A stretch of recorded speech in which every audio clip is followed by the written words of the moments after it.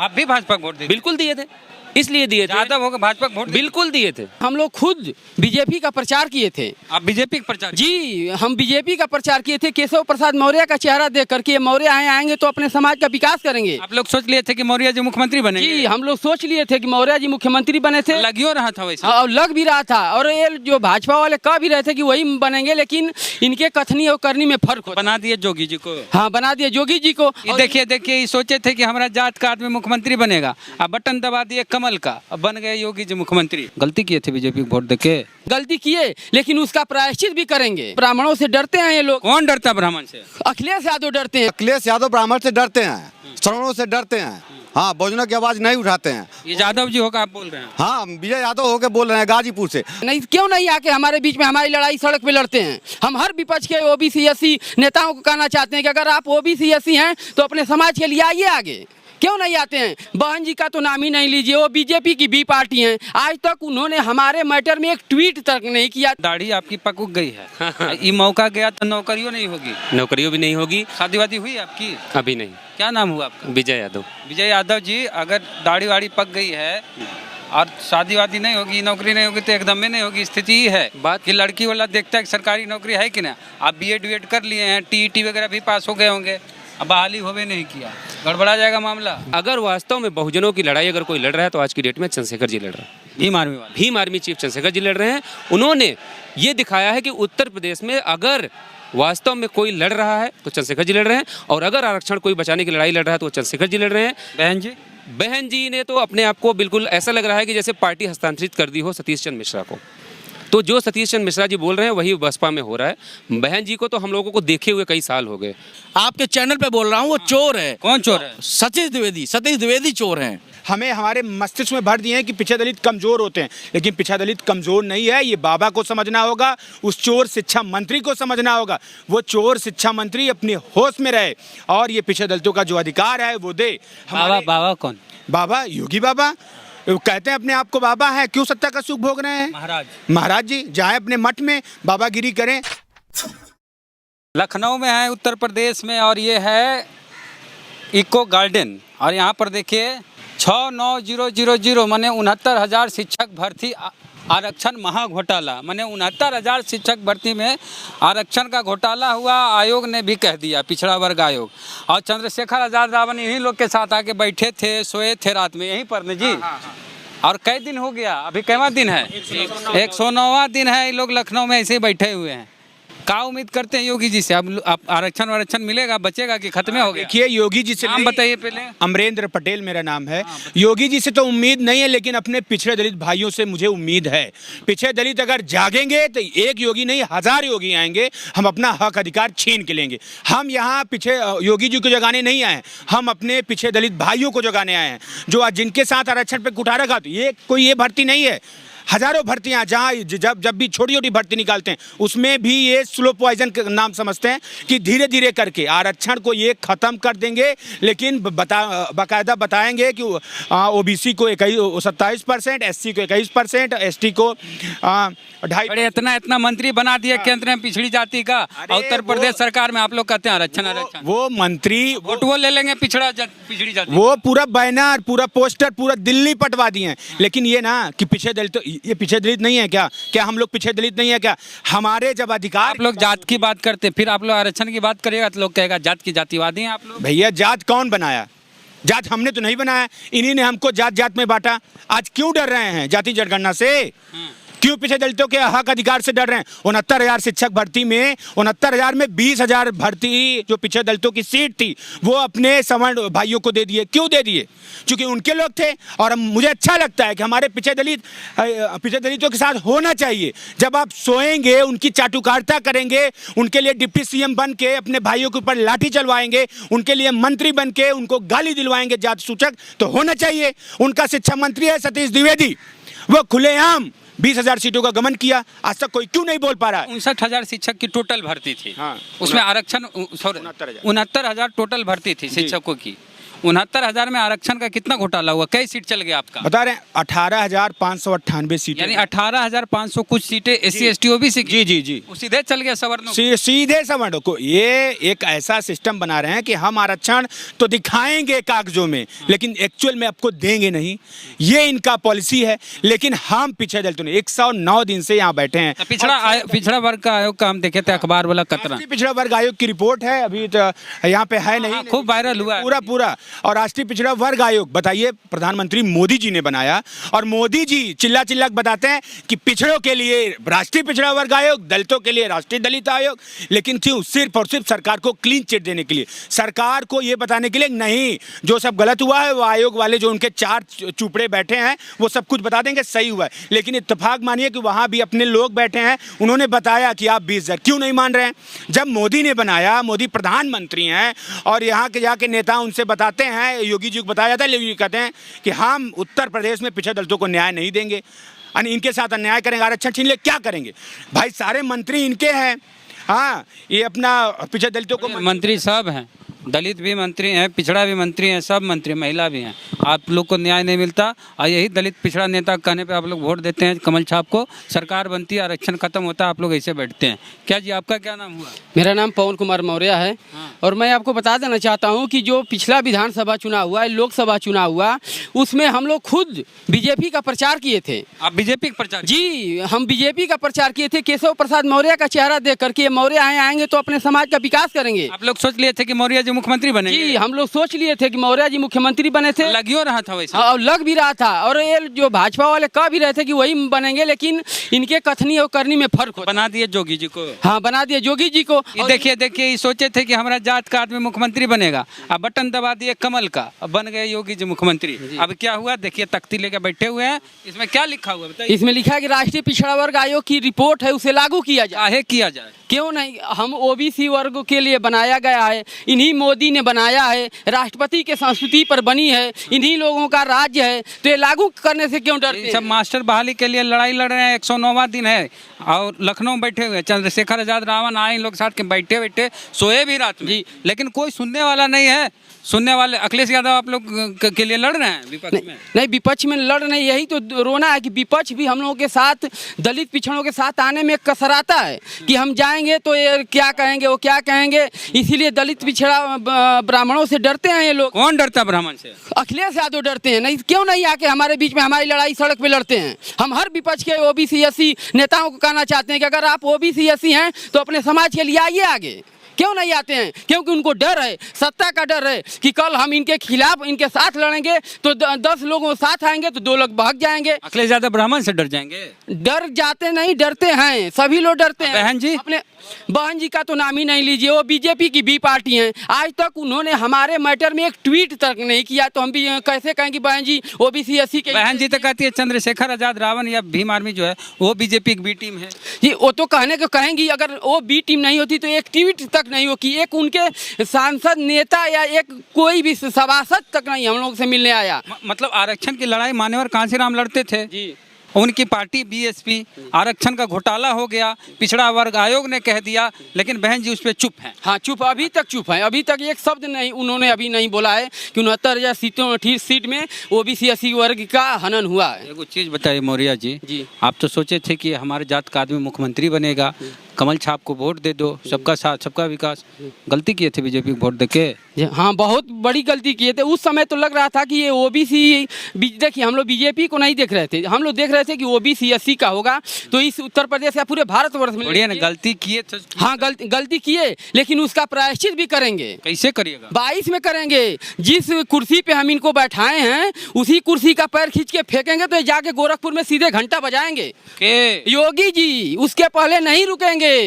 हाँ, अगर इनको गुमान होगा कि EVM में हम कर लेंगे, चाहे OBC SC को हड़का लेंगे, तो ये भ्रम तोड़ दीजिए। सुनिए ना, CM तो बनिए ना, शुरू में खाली डिप्टी लग गया, आपका जात तो बनिएगा। अरे तो स्टूल पे तो बैठा दिए, ये भी तो सोचिए। आप लोग उनसे भी पूछिए कि आपको स्टूल पे क्यों बैठा गया, आपके लिए भी सोफा होना चाहिए। प्लास्टिक का कुर्सी नहीं होता है। तो मुख्यमंत्री जी कुर्सी पे बैठे हैं, जो बड़ा होता है, जो परिवार का बड़ा होता है, वो भूखे भी रह सकता है, लेकिन अपने बच्चों को भूखे नहीं रखेगा। लेकिन वो तो पहले ऊंचे बैठे हैं, अपने बच्चे को। मौर्य जी, आप बोल रहे हैं अखिलेश जी डरते हैं ब्राह्मण से, मायावती जी बी टीम है भाजपा की, और बीजेपी से आप नाराज हैं, तो वोटवा किसको दीजिएगा? वोट दिया जाएगा जिसको अब समय आएगा दिया जाएगा, जो हम लोगों के अधिकार के लिए रहेगा। अगर किसी को नहीं दिया जाएगा तो जो बीजेपी को हटाएगा, जो हमारा अधिकार दिलाएगा, हम लोग उसके साथ रहेंगे। वोट तो देना है भाई, ये संवैधानिक अधिकार है, इसको हम नहीं कर सकते। हम लोग पढ़े लिखे लोग हैं कि नहीं हम वोट नहीं देंगे, ये नहीं करेंगे, वो नहीं करेंगे, ये हमारा अधिकार है। हम एक बार गलती कर सकते हैं, लेकिन बार बार गलती नहीं करेंगे। हम योगी जी को भी बता देना चाहते हैं, योगी जी को बता देना चाहते हैं कि आप हम लोगों की मांगे मान लीजिए। हम लोग शिक्षक हैं, संवैधानिक लोग हैं। आज ट्रेनिंग किए थे जी, हम बनारस से बीएड किए थे। जी बीएड किए थे हम। आपका क्या नाम भैया? विजय यादव गाजीपुर। जादव जी, ये ओबीसी एससी समाज के मंत्री विधायक से सो रहे हैं और हम शिक्षक अभ्यर्थी लाठी खा रहे हैं। मतलब कि दलित, पिछड़ा, आदिवासी जो भी हैं, उसके नेता, विधायक, मंत्री, सांसद सब सुतल हैं, सब सो रहे थे। हम 109 दिन से लाठियाँ खा रहे हैं। आप जादव जी हैं, हाँ अखिलेश यादव जी भी हैं। हाँ, तो यादव जी भी सो रहे हैं, हमारी आवाज़ नहीं उठाते हैं। हम लोग यहीं बैठे थे 1 घंटे, लेकिन हम लोगों के पास नहीं आए। हम लोग लाठियाँ खाते रहे, रात दिन सोते रहे। एक टाइम खाते हैं, एक टाइम बिना भूखे पेट खाली पेट सोते रहे। कितने लोग बीमार हो गए, कितने भाई हमारे चले गए घर, आते जाते रहते हैं, इसमें लगे हैं।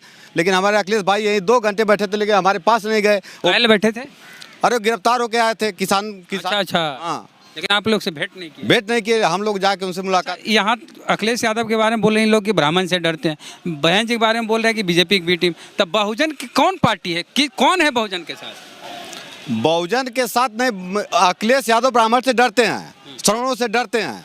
हाँ, बहुजनों की आवाज़ नहीं उठाते हैं। ये यादव जी होगा आप बोल रहे हैं? हाँ, विजय यादव होके बोल रहे हैं गाजीपुर से। उनका जो सैदपुर विधानसभा, वहाँ से हम लोग जिताए हैं। सुभाष पासी वहाँ विधानसभा के उनके विधायक हैं, ब्लॉक प्रमुख सपा से हैं। और उसके बाद उनको जो सांसद है अफजाल अंसारी बसपा से हैं। हाँ, जो अपना जो सरकार बनाया था उसमें वो टिकट। तो यादव जी भी बोल रहे हैं कि अखिलेश यादव बहुजनों की लड़ाई नहीं लड़ते हैं। आपका क्या नाम भैया? लोहा सिंह पटेल। पटेल साहब, लड़ाई में कुछ ज़्यादा पटेल जी नजर आ रहे हैं। मौर्य जी पटेल जी, हाँ बोलिए। इस भर्ती में पिछड़ों के लिए मतलब सरकार चुनी गई जो है, जिसमें पिछड़ों के लिए इन्होंने पिछड़ा वर्ग आयोग बनाया और एक उप मुख्यमंत्री जैसे बना दिए गए कि पिछड़ों का अधिकार दिलाएंगे। जब ये राष्ट्रीय पिछड़ा वर्ग आयोग की रिपोर्ट आती है 29 अप्रैल को, तो उसमें 27% ओबीसी का रिजर्वेशन की जगह मात्र 3.86% रिजर्वेशन दिया गया। कितना दिया गया? 3.86% रिजर्वेशन। 3.86 जी, मतलब लगभग 4, जी 27 की जगह 4 जी। और एससी को 21% की जगह 16.6% रिजर्वेशन दिया गया। और सरकार पिछड़ों की, दलितों की बात करती है, उनके विकास की बात करती है, किसानों की विकास की बात करती है। जब हम ये न्याय पाकर, आयोग से रिपोर्ट पाकर न्याय के लिए शिक्षा मंत्री जी के पास जाते हैं, मुख्यमंत्री जी के पास जाते हैं, यहाँ तक कि अपने उप मुख्यमंत्री केशव जी के पास जाते हैं, तो न्याय के लिए कहीं ना कहीं पीछे डगमगाते हुए नजर आते हैं। कहते हैं इसमें कुछ घोटाला नहीं हुआ है। और उसके बाद फिर जब हम लोगों का महाआंदोलन ऑर्गेनाइज किया जाता है, तो उसके भय से ये हम लोगों से 2 दिन पहले मीटिंगें बुला के करते हैं। कहते हैं कि आप लोग चले जाइए घरों पे, हम आपको न्याय देंगे। उसके बाद फिर जब अच्छा, हम देखे सब लोग बोल रहे हैं, यहाँ दलित पिछड़ों की लड़ाई लड़ने वाला नेता कौन है बताइए? दलित पिछड़ों के लिए बनाए गए केवल चेहरे हैं, मुखौटे हैं, लेकिन लड़ाई कोई नहीं लड़ रहा है। एक्चुअल लड़ाई अगर लड़ रहा है तो वो कुछ संगठन से हैं, जैसे चंद्रशेखर भैया हैं, ठीक है। ऐसे हमारे साथ 105 संगठन हैं जो हमारे लिए हक की लड़ाई लड़ रहे हैं, लेकिन जो बड़े बड़े पदों पे आसीन हैं वो हमारे साथ कहीं नहीं नजर आ रहे हैं। अच्छा, आप लोग, आपका तो दाढ़ी आपकी पक उग गई है। ये मौका गया तो नौकरियों नहीं होगी? नौकरियों भी नहीं होगी। शादी वादी हुई आपकी? अभी नहीं। क्या नाम हुआ आपका? विजय यादव। विजय यादव जी, अगर दाढ़ी वाड़ी पक गई है और शादी वादी नहीं होगी, नौकरी नहीं होगी, तो एकदम में नहीं होगी। स्थिति ही है बात कि लड़की वाला देखता है कि सरकारी नौकरी है कि ना। आप बीएड कर लिए हैं, टीईटी वगैरह भी पास हो गए होंगे, अब बहाली होवे नहीं किया, गड़बड़ा जाएगा मामला। बात वो नहीं है। बात ये है कि उत्तर प्रदेश में जो बहुजन हैं, जिनके दम पे ये सरकार बनी थी 2017 में, हम लोगों की स्थिति हो गई है भेड़ की। हम अपने मालिक से नाराज हो गए, हमने अपना वोट दे दिया कसाई को। और भेड़ कौन हलाल कर रहा है? ओबीसी के लोग, एससी के लोग। भेड़ हैं उत्तर प्रदेश में, भेड़ ही हैं। आप देखेंगे चरवाहा कौन थे उसके? चरवाहा उसके लोग थे, कौन थे? उसी समाज के लोग थे, अखिलेश यादव थे, हाँ। केशव प्रसाद मौर्य थे, बहन जी थी, सारे लोग थे और सभी लोगों ने मिलकर इस समाज का नुकसान किया। उन्होंने कभी अगर समाज के बारे में भला सोचा होता तो आज हम कसाई के हाथ नहीं पड़ते। और हमारी लोग भाजपा की तरफ चल गए थे। मजबूरी थी और गलती थी, उस गलती को सभी लोग मान रहे हैं। आप भी भाजपा को वोट दिए? बिल्कुल दिए थे, इसलिए दिए थे, यादव होकर भाजपा को वोट दिए? बिल्कुल दिए थे, पढ़े लिखे हैं, किसी पार्टी से तो बंधे नहीं हैं कि अखिलेश यादव भी हमारा वोट लेंगे। यादव थे, भाजपा क्या को सोच के भाजपा को वोट दिए थे, पहले ये बताइए हमको। सिर्फ इसलिए दिया था कि 2017 के चुनाव में उसके पहले अखिलेश यादव ने अगर वो चाहते तो जितने बैकलॉग के पद थे वो भर देते। अच्छा। नहीं भरा उन्होंने। हम लोगों ने तय किया कि हमारा एक बैकवर्ड का मुख्यमंत्री बन रहा है भाजपा से, उसका चेहरा केशव प्रसाद मौर्य को बनाया गया। तो हम लोगों को लगा कि मौर्य जी अगर आएंगे, और उन्होंने कहा भी था कि जितने बैकलॉग के खाली पद हैं वो भरेंगे, इस लालच में हम लोगों ने वोट दे दिया। और उसकी कीमत ये चुकाई है कि 109 दिन से हम लोग अपना घर परिवार छोड़ के यहाँ पे पड़े हैं, कोई पूछने वाला नहीं है। जब बीएड वेड कर रहे होंगे ट्रेनिंग, तो कितना आपका मनोबल हाई होगा कि हम लोग अब सरकारी नौकरी करेंगे। सरकारी मास्टर मजबूरी में कुछ लोग बनते हैं, बहुत लोग शौक से बनते हैं। कहा जाता है कि किसी को कुछ नहीं हुआ तो मास्टर बन जाएगा, चाहे वकील बन जाएगा। आप शौकिया मास्टर बनना चाह रहे थे, शिक्षक, नहीं, या मजबूरी वाले? देखिए एक ही पेशा ऐसा बचा है जिसके साथ आज भी लोग सम्मान से जी लगाते हैं। हाँ। मास्टर जी, गुरु जी, मास्टर साहब। तो हम लोग, मेरे पिताजी भी यही प्रोफेशन था, है उनका, तो शिक्षक ही थे। तो इस वजह से ये लगा कि नहीं, ये सम्मान का पद है और हम लोग राष्ट्र के निर्माण में कुछ न कुछ योगदान देंगे, इसलिए प्रोफेशन चुना। और आज दलितों और पिछड़ों के साथ साजिश करके उनके 20,000 पद छीन लिए गए और अपनी पसंद के लोगों से एक चीज़ बताइए, वो 20,000 पद अगर नहीं छीने जाते तो आप लोग अभी स्कूल में पढ़ा रहे होते? सभी लोग, ये जितने लोग यहाँ पे खड़े हैं, मतलब कितने लोग इस आंदोलन में आप लोग हैं जमा? मतलब कितने लोगों का आंदोलन है ये 20,000 लोगों का आंदोलन। 20,000 लोग का। अगर वो 20,000 आरक्षण घोटाला नहीं होता तो आप लोग सरकारी टीचर बन गए होते? सभी लोग अपने अपने विद्यालय में होते। तो दोषी अभी कौन है? खाली योगी जी दोषी है कि विपक्ष भी दोषी है? कौन बोलेंगे? विपक्ष भी दोषी है। विपक्ष अगर हमारा जागरूक रहा होता, बहन जी को पूरा मौका था, अखिलेश जी को पूरा मौका था, 15 साल इन लोगों ने सरकार चलाई मिलके। अगर ये लोग चाहते तो सारे के सारे बैकलॉग पद भरे गए होते। आप देखिए 10% ईडब्ल्यूएस का रिजर्वेशन कैसे लागू हो गया। सवाल जानना चाहते हैं आपसे भी कि योग अबरी सरकार अगर मान लीजिए आ गई समाजवादी पार्टी की या बहन जी की, तो क्या न्याय मिलेगा आपको? क्या पुराना इतिहास देख क्या लगता है, बहन जी में न्याय मिलेगा कि अखिलेश जी में न्याय मिलेगा? देखिए, न्याय मिलने की उम्मीद तो यहाँ हमें नज़र नहीं आती है, क्योंकि सभी जो हैं आश्वासन देते हैं। अभी भी जैसे कल के टाइम पे आए थे, ये अखिलेश जी आए थे यहाँ पर गिरफ्तार होकर, वहाँ हम लोग गए हुए थे, तो उन्होंने यही बोला कि हम ये सरकार भाजपा सरकार नहीं करने वाली है, हमारी सरकार आएगी तो हम करेंगे। तो आपकी सरकार पहले भी तो थी, पहले भी आप कर सकते थे, पहले भी आपने कुछ नहीं किया। आप जो पहले से लोग पढ़ा रहे थे, जो शिक्षा मित्र पढ़ा रहे थे, आपने उनको लेके समायोजन कर दिया गया था। लेकिन जो हम लोग की सीटें, जो हम लोग 13 लाख लोग हम लोग बीएड करके इधर उधर घूम रहे थे, जो हम लोग गुहार लगा रहे थे कि हाँ हमको जो वैकेंसी लाई जाए, अभी भी पद 1,28,000 पद अभी भी बेसिक शिक्षा विभाग में खाली हैं। आपको ये ताज्जुब होगा सुनकर, 1,28,000। मतलब आपका निवाला हाथ में आके निकल गया? अरे हाथ में आके नहीं, हमारी थाली में थाली हटा ली गई, हाथ में नहीं थाली हटा ली गई। कौन हटाए? यही जो केंद्र में बैठे हुए और जो राज्य में बैठे हुए हैं, योगी जी। ऐसा नहीं है कि योगी जी कुछ दिन पहले ट्वीट किए थे कि 1,60,00,000 के आसपास उन्होंने रोजगार दिया है उत्तर प्रदेश में, 5 साल होने वाला है तब। 1,60,00,000 की आप बात करते हैं, मैं कहता हूं 1 लाख लोगों को आप नाम लिस्ट दे दीजिए जिनको आपने रोजगार दिया। आप जिनको संविदा पे रोजगार दे रहे हैं, उनको सरकारी नौकरी में आप क्या कहते हैं, उसको लिस्ट में आप दिखा रहे हैं कि इनको सरकारी नौकरी दी है। संविदा वाले सरकारी होते हैं? ये देखिए पीछे संविदा वाले बैठे हुए हैं, वहां बैठे हुए हैं, तो क्या सरकारी हो गए? इनको भी जोड़ दिया सरकारी नौकरी में। अरे सरकारी हम लोग होते अगर आज हम लोग का आरक्षण घोटाला नहीं हुआ। अगर आपकी बहाली हो जाती, कितने दिन पहले बहाली हो गई? क्या हम लोग की अगर बहाली होती 2019 में, हम लोग का 22 फरवरी को हमारी जॉब लग गई होती। 19, 20, 21 जी, अब आने वाला 22, 4 साल। 4 साल हो गए। 4 साल में कितना आर्थिक नुकसान हुआ अगर सैलरी मिलती तो? आर्थिक नुकसान हमारे कोई गिनती नहीं है, अगर आप जोड़ेंगे तो अरबों में है, हाँ? खरबों में है। महीने का 45,000, हर महीने 45,000 का नुकसान। एक साल में कितना हुआ? 45 में आप 12 चौक 48, 5 लाख 4 साल में कितना का लॉस हुआ? 4 साल में 20 लाख हो गया। 20 लाख का लॉस हो गया। 20 लाख का लॉस हो गया। और ये सब इस वजह से हुआ कि अगर हमारा विपक्ष मजबूत होता, और विपक्ष वास्तव में अगर आरक्षण सिर्फ बोलता नहीं, अगर उसके लिए लड़ना चाहता, तो किसी की हिम्मत नहीं थी कि उत्तर प्रदेश के बहुसंख्यकों की आबादी, जहां ओबीसी के वोटों की लॉबिंग हो रही है, आप देखिएगा 2022 के लिए कैसे लोग जो है टहल रहे हैं गली गली कूचे। अच्छा, एक चीज़ हमको ही समझाई उत्तर प्रदेश में, बिहार में तो ठीक ठाक है, विपक्ष बढ़िया है, सड़क पे उतरने वाले लोग हैं बिहार में, यहाँ तो वैसा नहीं दिखता है। तो यहाँ पर सबको देख रहे हैं कि सबको ब्राह्मण वोट चाहिए, कोई दलित वोट की फिक्र नहीं कर रहा है, किसी को ओबीसी वोट की फिक्र नहीं है। सब लोग सोच रहे हैं दलित पिछड़े मुसलमान तो हमारे वोटर हैं ही, ऐसा कुछ है क्या? सबको ब्राह्मण वोट की फिक्र क्यों? सब प्रबुद्ध सम्मेलन, कोई ब्राह्मण सम्मेलन करवा रहे हैं, सपा वाले भी बसपा वाले भी, तो फिक्र सिर्फ ब्राह्मण वोटों की क्यों है?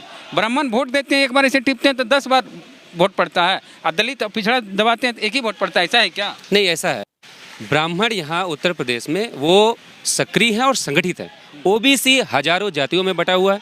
एससी के लोग अब 2 धड़े में बट गए हैं, कुछ बहन जी के साथ हैं, कुछ चंद्रशेखर भाई के साथ हैं। मेरा ये मानना है, हम सारे लोगों का मानना है, हम लोगों ने बहुत नज़दीक से देखा है, कोई ऐसा नेता नहीं बना है जिसके हम लोग पास नहीं गए। उत्तर प्रदेश का कोई नेता नहीं जिसके पास हम लोग अपनी फरियाद लेकर नहीं गए हों।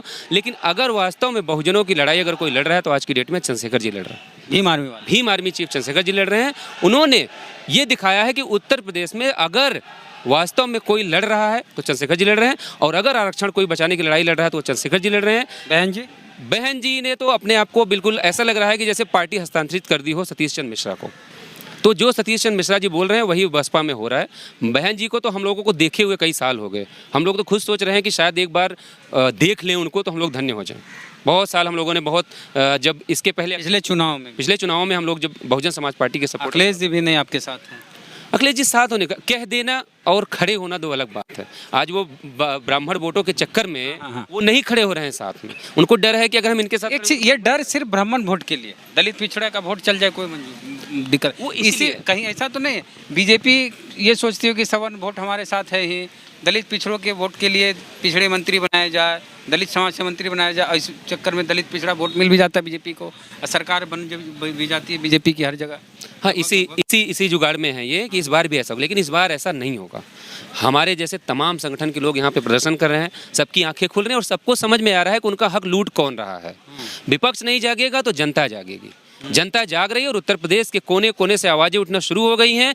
किसान लगे हैं, नौजवान लगे हैं, महिलाएं लगी हैं, सारे लोग आज की डेट में इनके खिलाफ खड़े हैं और अब हमारा हक अधिकार कोई छीन नहीं पाएगा। हम लोग लड़ेंगे और इनसे अपना हक अधिकार छीन कर लेंगे। आपका क्या नाम भैया? हसीन मोहम्मद साहब, CA NRC के लिए आंदोलन हुआ, किसान के लिए किसान बिल के खिलाफ आंदोलन हो रहा है। आंदोलन से सरकार मानती कहाँ है बीजेपी वाली? आप काहे लिए सब लेके तख्ता उख्ता आप खड़ा है और 100 कुछ दिन 110वां दिन 9वां दिन है आज। सर देखिए, हमारे देश की जो आंदोलन से सरकार मान रही बीजेपी की कहीं केंद्र में, राज्य में? हमारे देश की जो बुनियाद खड़ी है वो संविधान और संविधान द्वारा प्रदत्त हमें मौलिक अधिकार। बाबा साहब अम्बेडकर ने जो हम सभी लोगों के लिए, खास तौर से भारत के मूल्यवासियों के लिए जो हमारे लिए व्यवस्था करके गए हैं, बहुत ही शानदार है।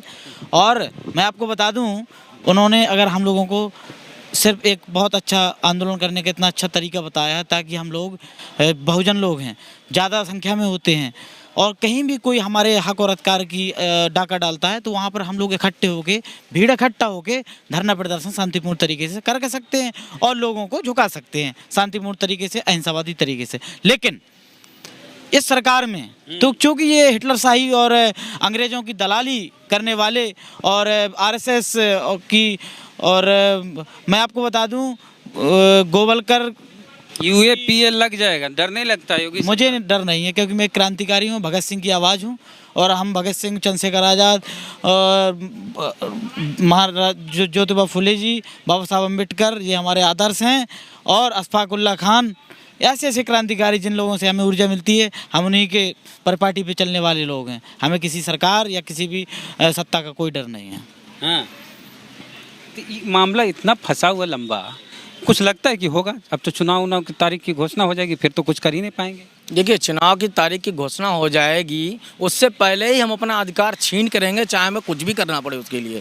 आगे आने वाले दिनों में हम एक महाधरना करने जा रहे हैं। अभी जो लखीमपुर में हुआ उसकी वजह से हम लोगों ने अपना थोड़ा डिले कर दिया है, क्योंकि जो सरकार, एक बार आप लोग पे लाठीचार्ज हुई ना? एक बार नहीं, हमारे पास कई बार हमारे ऊपर लाठीचार्ज हो चुकी है। इवन अभी लगातार हम लोग जो 3 महीने से ऊपर हो गया धरना, इसमें कम से कम 3 बार लाठीचार्ज हो चुका है। और पिछले जो ठंडों में हम लोगों ने धरना दिया था, उसमें भी लाठीचार्ज हुआ था। ये शिक्षा मंत्री ने करवाया था। शिक्षा मंत्री ने ही हमारा आरक्षण चोरी किया। यूपी के शिक्षा मंत्री सतीश द्विवेदी, हाँ, वो सबसे बड़ा चोर है।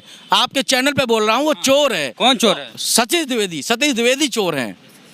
और वहाँ के अधिकारी अगर चोर नहीं होते तो किसी भी भर्ती की जो भी अगर वो मेरिट लिस्ट बनती है तो वो गुणांक वाइज कैटेगरी वाइज बनती है।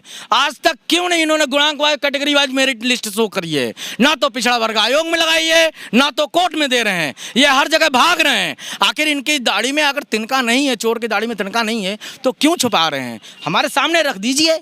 हम तो बार बार कहते हैं आज आंदोलन खत्म कर दें, अगर वो आज लेके आ जाए लिस्ट। लेकिन इन्होंने उसमें घोटाला किया है। थर्ड काउंसलिंग करी थी। थर्ड काउंसलिंग में इन्होंने गुपचुप तरीके से कुछ ऐसे लोगों को उसमें समायोजित कर दिया जो इस भर्ती से संबंधित भी नहीं थे। अप्लाई भी नहीं किए होंगे जी, जो अप्लाई भी नहीं किए थे वो भी इसमें बैकडोर से भर लिए गए हैं और हम लोग का हक छीन के उनको दे दिया गया है, सिर्फ और सिर्फ पैसों के बल पे। और उसी पैसों से इन्होंने अपनी धन जायदाद जो अभी खुलासा किया गया था, संजय सिंह ने जो खुलासा किया था वो उसी धन जायदाद से किया था। अभी अपने भाई को इन्होंने लगवाया था। ये महाचोर हैं। उत्तर प्रदेश के बेसिक शिक्षा मंत्री के नाम पर कलंक है ये। इनको कलंक मिटाना पड़ेगा और वो कलंक मिटाने के लिए हम ये लखनऊ की धरती पर उतरेंगे। हमें हमारे मस्तिष्क में भर दिए हैं कि पिछड़ा दलित कमज़ोर होते हैं, लेकिन पिछड़ा दलित कमज़ोर नहीं है। ये बाबा को समझना होगा, उस चोर शिक्षा मंत्री को समझना होगा। वो चोर शिक्षा मंत्री अपने होश में रहे और ये पिछड़ा दलितों का जो अधिकार है वो दे।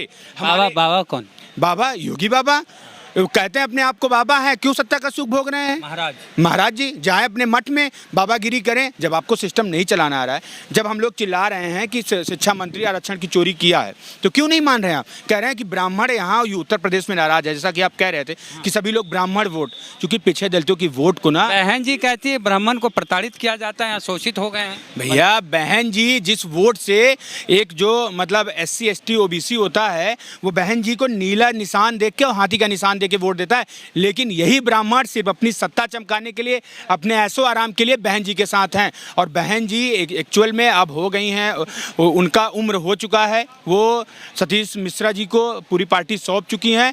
बहन जी अगर लड़ाई लड़ रही होती तो वो हम लोग के बीच में होती। पिछड़े दलितों के तमाम हक अधिकार लेकिन ट्वीट कर देती हैं बस। ऐसे लोकतंत्र नहीं बचेगा। और हम लोगों के सर फूटे, हाथ टूटे, लेकिन लगातार 109 दिन से हम लोग यहाँ बने हैं कि अपना समाज जागेगा, पिछड़ा दलित जागेगा, तब अपना हक अधिकार। नहीं तो ये स्थिति हो जाएगी, एक पंचवर्षीय अगर और भाजपा की सरकार बन जाएगी तो स्थिति ये हो जाएगी कि हमारा पिछड़ा दलित कभी बोल नहीं पाएगा। फिर से वही खटिया के नीचे बैठेगा, घर में घुसने पर चप्पल उतारेगा। ये जो पुरानी परंपरा थी, जो ये सो कॉल्ड एंटेनाधारी ने बनाया था, उनके द्वारा बनाए गए सिस्टम को फिर से हमको फॉलो करना पड़ेगा। बाबा साहब ने हमको बताया कि हम बराबर हैं, हम विद्यालय में जा सकते हैं, हम कुएं पे जा सकते हैं, हम पानी भर सकते हैं। लेकिन ये मायावती जी इस चीज़ को कायम नहीं कर पाई। फिर से ब्राह्मणों को अपना पूरा हक अधिकार दे दी, ब्राह्मणों को अपनी पूरी पार्टी सौंप दी। ये जो पीछे बैठे हुए हैं युवा हैं, बेरोजगार हैं, बहुजन समाज से, SC ST OBC माइनॉरिटी, और इन लोग की ट्रेनिंग हो गई है, BEd वगैरह कर लिए हैं। अब बहाली भी होनी थी, लेकिन आरक्षण में घोटाला हो गया करीब 20,000।